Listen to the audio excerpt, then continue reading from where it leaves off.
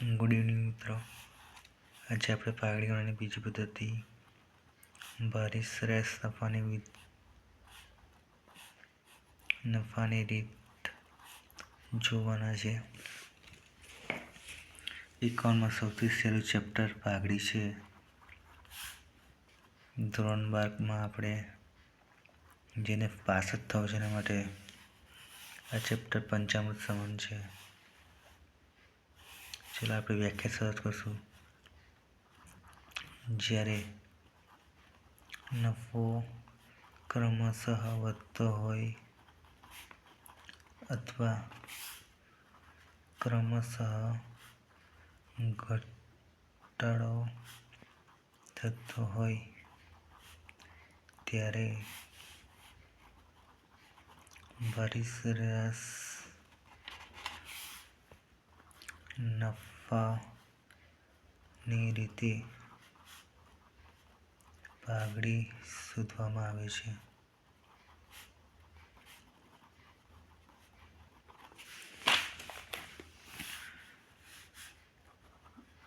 ભારી શ્રેષ્ઠ નફો શોધવાનું સૂત્ર છે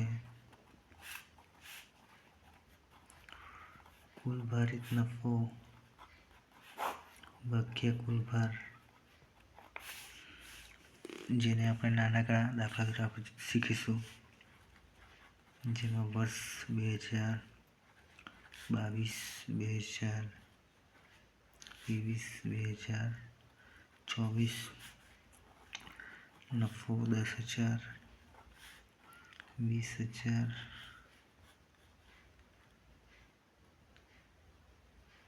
30,000. ચલો આપણે સૂચના આપીએ છે દાખલામાં. પાઘડી ભારિત નફાને 3 વર્ષને આધારે શોધો. સૌપ્રથમ મિત્રો જે રકમ આપી એને આપણે ફરીથી ક્રમશઃ આપણે નોંધ કરી લઈશું.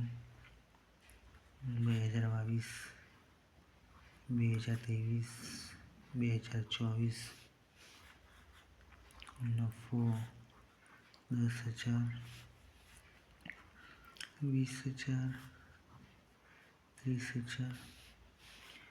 ચલો સૌપ્રથમ પહેલાં આપણે નફો ક્રમમાં વધે છે કે ઘટે જોઈ લઈશું. તો નફો વધે છે એટલે એને આપણે ભાર આપશું 1, 2, 3. જે વર્ષે નફો છે એને એક નંબર આપશું. ત્યારબાદ આપણે શોધશું ભારિત નફો ગુણ્યા ભાર. નફોનો ભાર સાથે ગુણાકાર 10,000. 20 દુ 40 એટલે 40,000. 30 તરી 90,000. ચલો સરળો 90,000, 130 ને 101 લાખ 40,000. આને કહીશું આપણે ભારિત નફો અને 6 અને આપણે કહીશું કુલ ભાર. હવે આપણે આપણું જે સૂત્ર છે ભારિત નફાના સૂત્રનો ઉપયોગ કરીને આપણે શોધશું.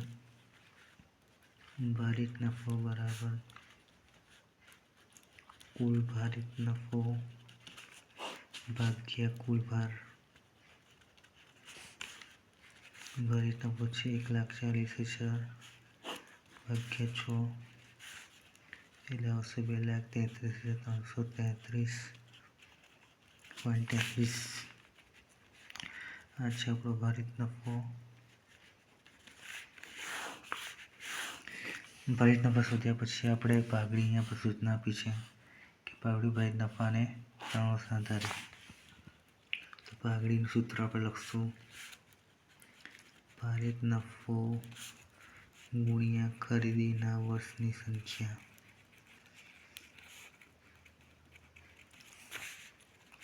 ચલો અહીં ભારિત નફો છે 23,333.33 અને વર્ષે 3 એટલે 69,999.99. જ્યારે 0.50 ઉપર સંખ્યા વધુ હોય તો આગલી સંખ્યા એક ઉમેરશું એટલે આપણી પાઘડી આવશે 70,000. આ રીતે આપણે આ પદ્ધતિનો ઉપયોગ કરી આ સમને આપણે સોલ્વ કરી શકીએ. હવે તમારા માટે વર્ક માટે હું એક્ઝામ્પલ લખું છું. તમે એને સોલ્વ કરી કોમેન્ટ બોક્સમાં તમારો આન્સર સેન્ડ કરજો, જેથી કરીને તમને આ પદ્ધતિ આવડી કે નહીં એનો ખ્યાલ આવી શકે.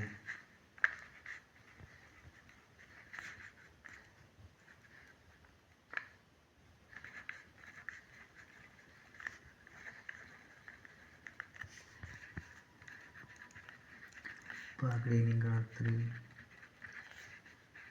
ભારિત નફાને 4 વર્ષના આધારે ગણવાની છે. આ સમનો જવાબ કોમેન્ટમાં કરવાનું ભૂલતા નહીં. તો થેન્ક યુ સો મચ.